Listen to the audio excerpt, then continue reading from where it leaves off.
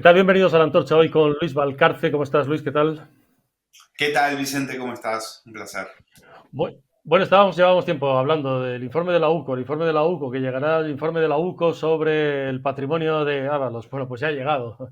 Y lo que sabemos a esta hora de este día, de San José, Día del Padre, es que la UCO ha encontrado un chalet enorme, del que tenemos además fotografía, de Ábalos en Colombia, que está valorado en 2,1 millones de euros, además otras dos propiedades en Perú, eh, obtenidas entre 2002 y 2003, cuando José Luis Ábalos era solamente el vicesecretario general del Partido Socialista del País Valencià, así se sigue llamando el Partido Socialista Valenciano, y era concejal en el Ayuntamiento de Valencia. Y todo ello a través de esa misteriosa fundación llamada Fiadelso, a la que regó de dinero José Bono en sus tiempos, y a la que regó también el dinero el Partido Popular en la comunidad valenciana, y ha regado, por ejemplo, en Extremadura y en otras comunidades socialistas desde hace años. Fiadelso, que parece un pozo sin fondo, donde, por cierto, y resumo así, ahora lo comentamos, Luis, Ábalos tenía allí colocado pues a dos ex, una hija y un suegro. Y a partir de ahí encontramos también, por lo que vamos sabiendo además de ese informe de la UCO, que estamos desgranando en OK Diario, bueno, que es titular José Luis Ábalos o autorizado en 265 cuentas bancarias vinculadas al PSOE. Esto se veía venir, ¿no, Luis?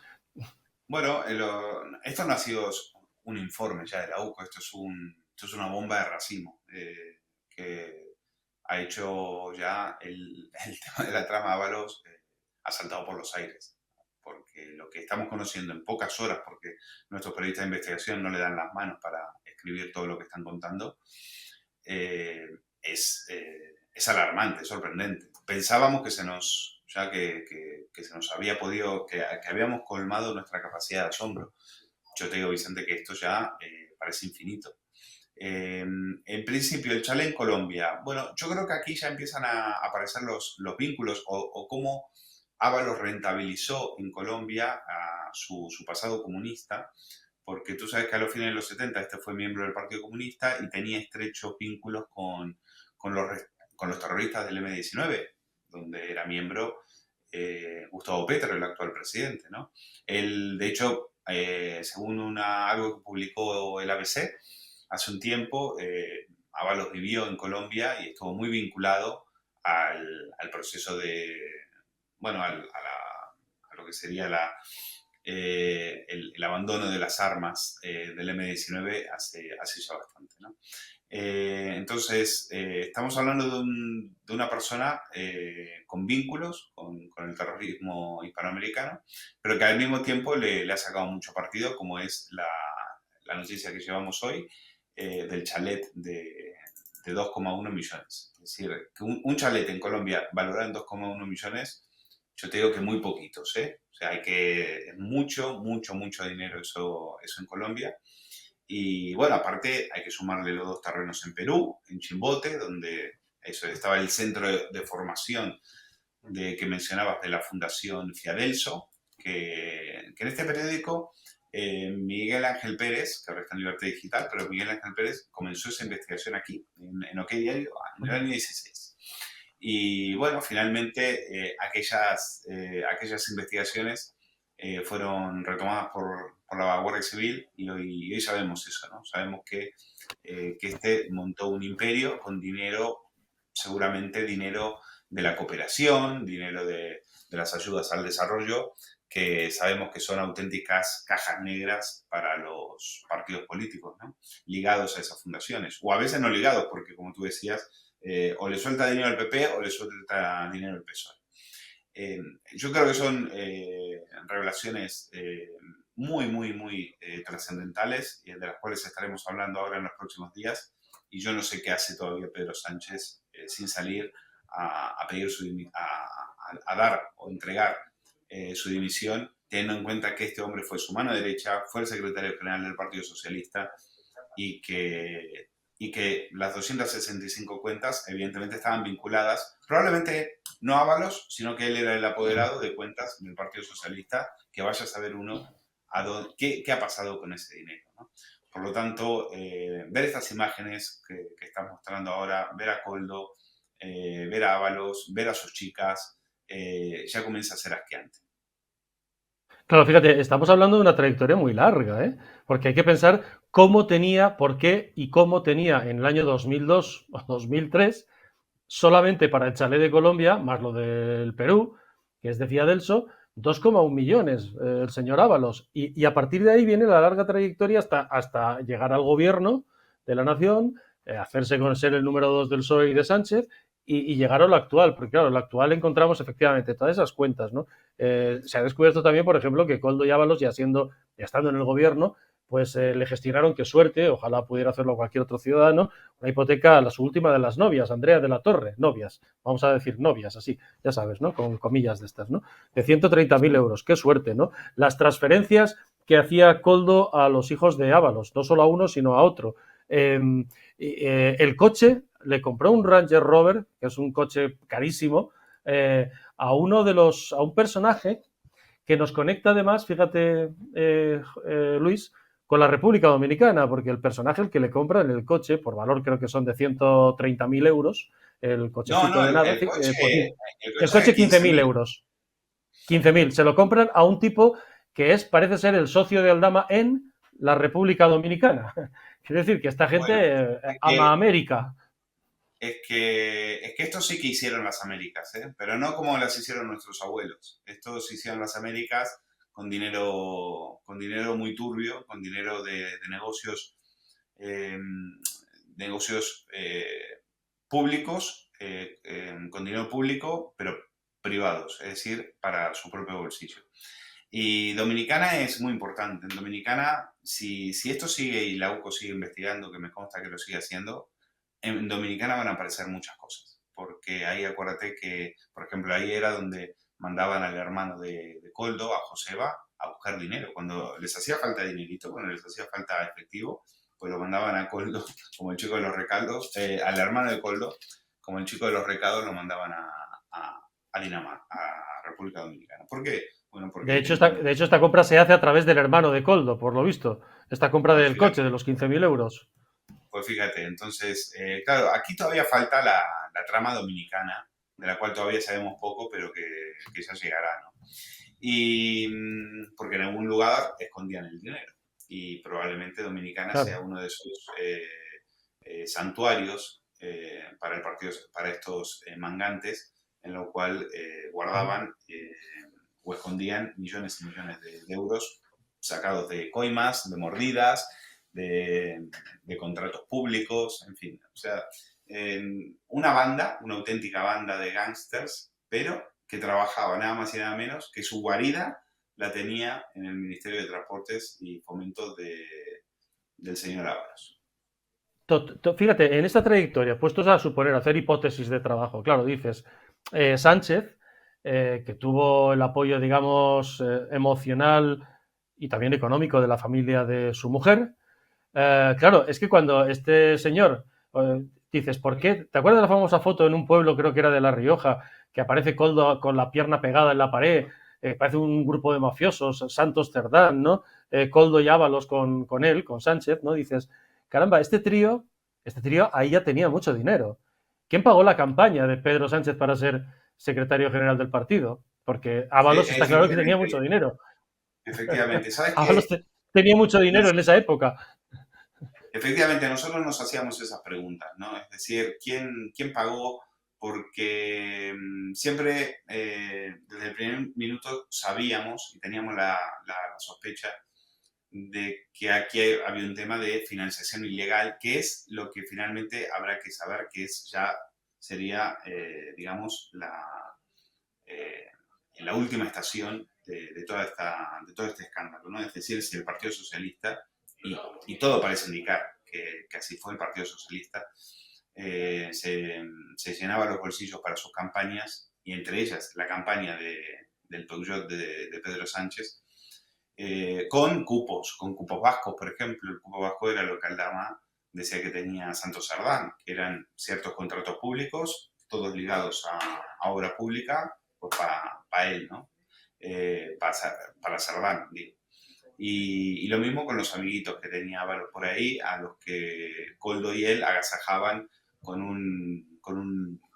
una nutrida brigada de prostitutas Uh -huh. brasileñas para tenerles contentos. ¿no? Ujú. Y estos empresarios, pues lo que hacían era devolverles los favores con mucho dinero constante y sonante que se lo quedaban estos, y ese dinero luego iba a parar a diversos paraísos fiscales, como, bueno, o no fiscales, pero paraísos al fin, como puede ser el caso de Dominicana, o como puede ser el caso de las propiedades que hay bueno, en este caso la de Colombia es muy anterior. Ábalos tendrá que Ujú. explicar con qué dinero, y todo, como decíamos antes, todo parece indicar que es el dinero de las ayudas a la cooperación y desarrollo, cómo él se quedaba con el dinero de los pobres para construirse una mansión por todo el mundo.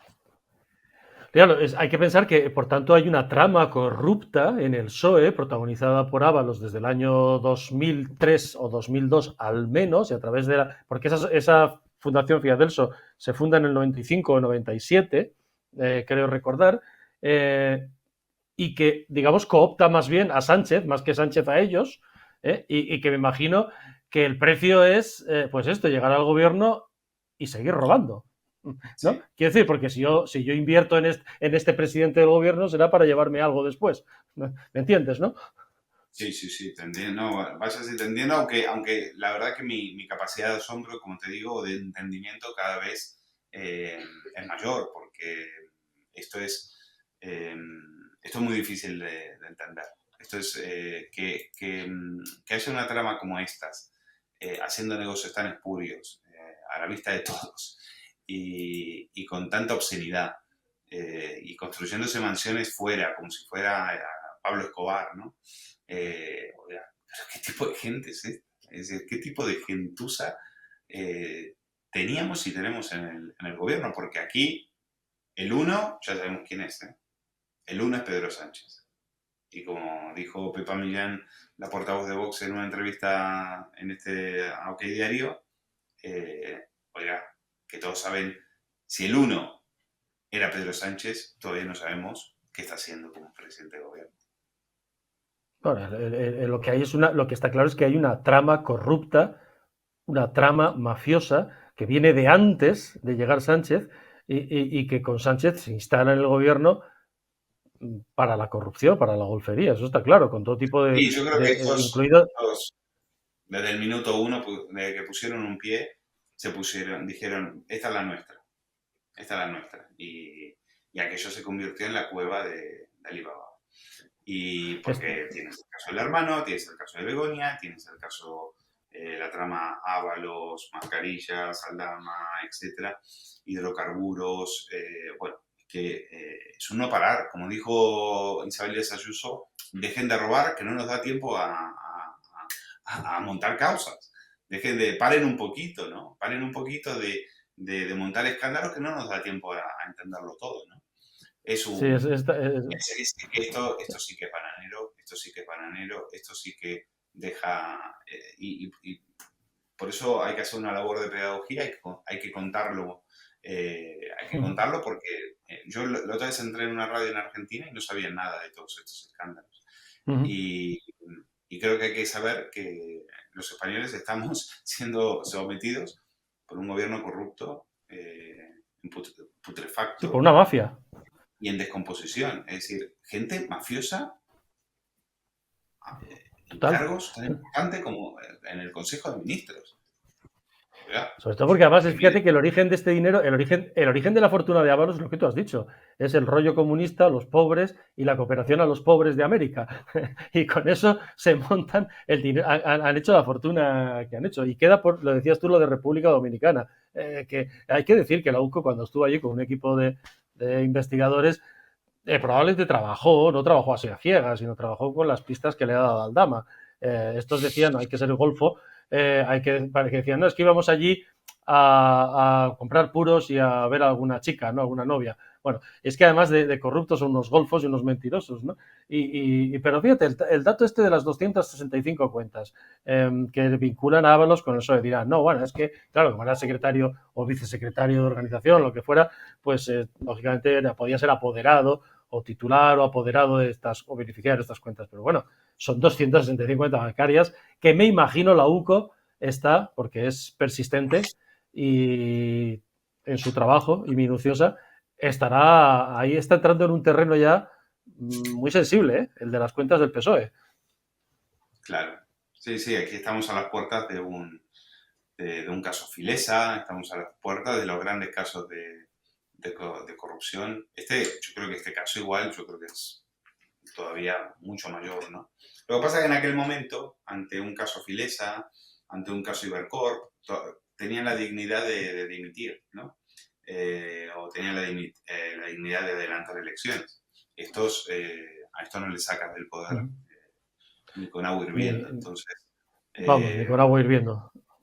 pues ahí Pasa que mientras tenemos. tanto. O sea, esto no en ningún país del mundo, en ningún país serio, se entendería que un tío cercado por tantos escándalos de corrupción todavía se mantuviera en el poder. Es decir, ¿con qué dignidad este tío puede mirar al Sí. hemiciclo del Congreso y hablar y decir y defender su programa político? Pero por Dios, si tiene a su mujer tetraimputada, a su hermano pentaimputado y su más cercano colaborador político liderando una trama escandalosa de Y el corrupción fiscal general.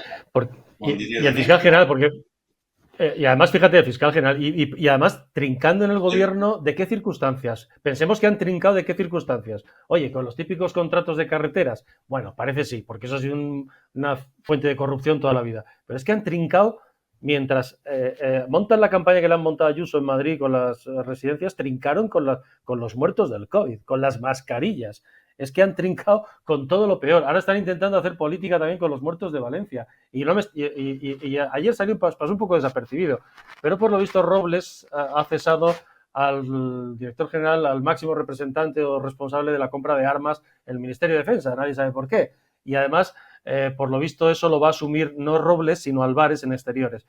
Esto huele a que estos han dicho, uy, 800.000 millones en defensa, aquí podemos trincar también antes de irnos, ¿o qué? No te No digo yo, claro. ¿eh? No, eso lo hemos comentado aquí en la redacción, es decir, que nadie se piense que estos son los que van a hacer frente a Putin, por Dios, que Putin se ríe de todos estos malhechores de poca monta, ¿no?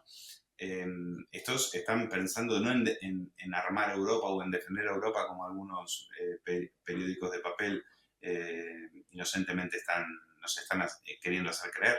No. Esto es, aquí lo que han visto es un gran negocio, como lo vieron en la pandemia. Por eso nos encerraron, por eso, por eso hicieron las tropelías que hicieron durante todo ese tiempo, cerraban el Congreso, bueno, medidas inconstitucionales, nos multaban injustamente, bueno, toda esa persecución tenía un solo fin, era tapar el negocio que ellos estaban, o justificar el negocio que ellos estaban haciendo millonario con las mascarillas, donde podían llegar a pagar 2 euros por una mascarilla.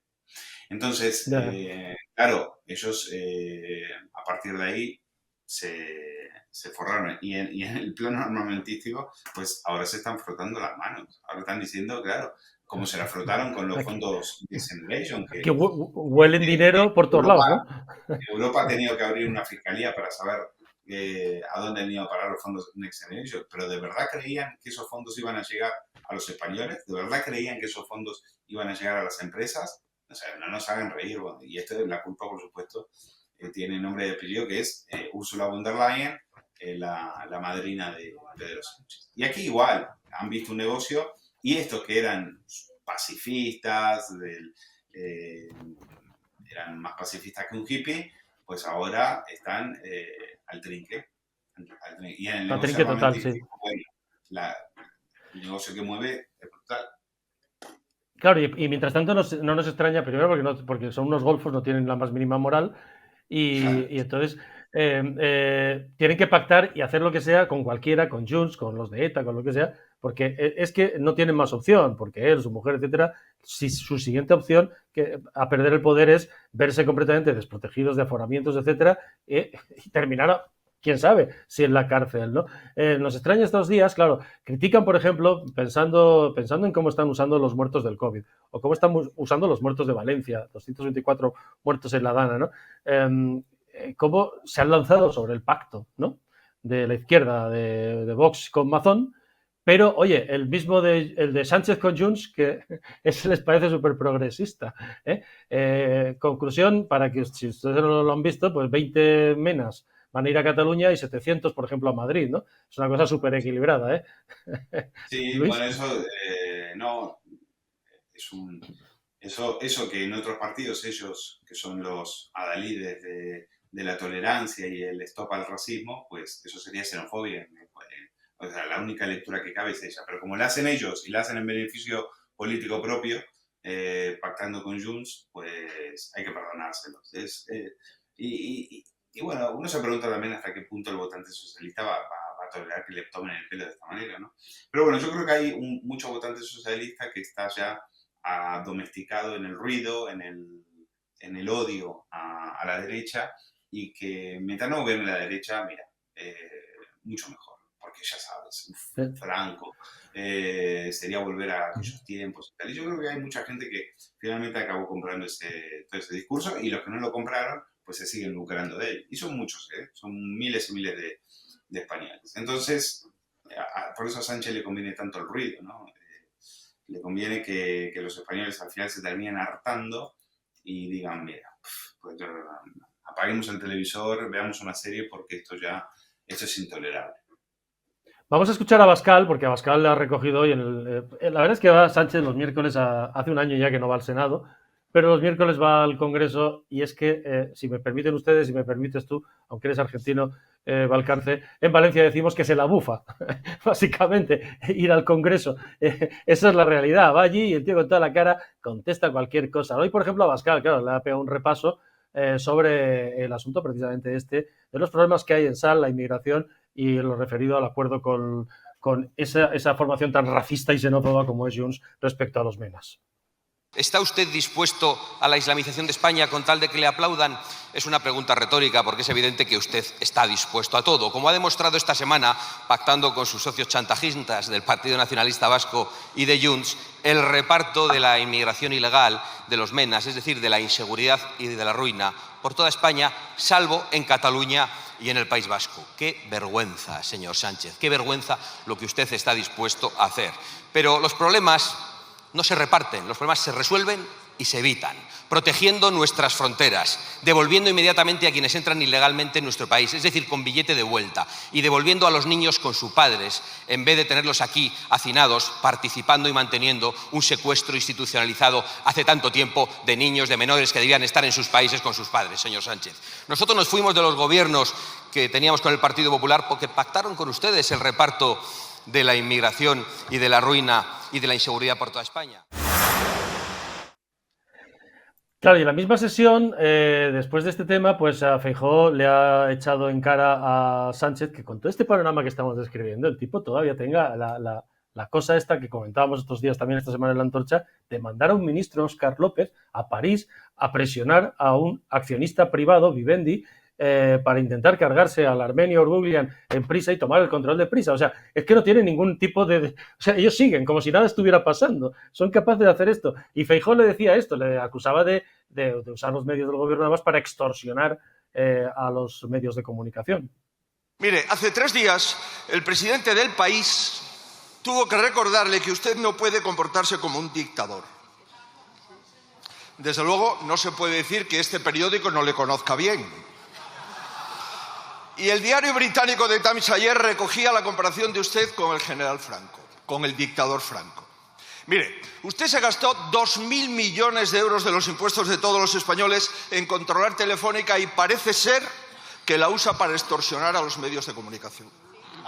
Ahora, con el contexto internacional más complicado en décadas, lleva semanas dedicado más tiempo a la guerra de Prisa que a la guerra de Ucrania.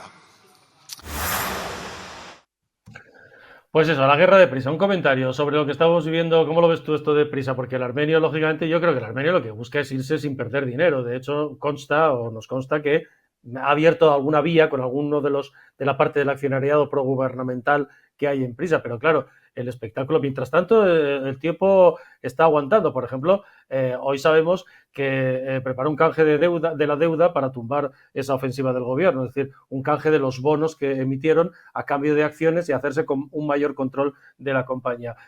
Ahora, es tremendo lo que está ocurriendo en Prisa, ¿no? Tus amigos de Prisa, que los conoces bien.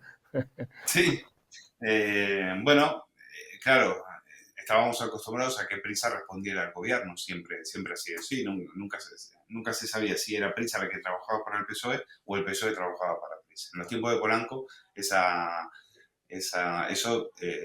no se sabía y no estaba muy claro. Muchas veces, en tiempos de Polanco, parecería que era el PSOE el que trabajaba para el grupo Prisa, por las dádivas, por los contratos millonarios que se llevaban y demás. En este momento, claro, cuando tras la ruina de Cebrián,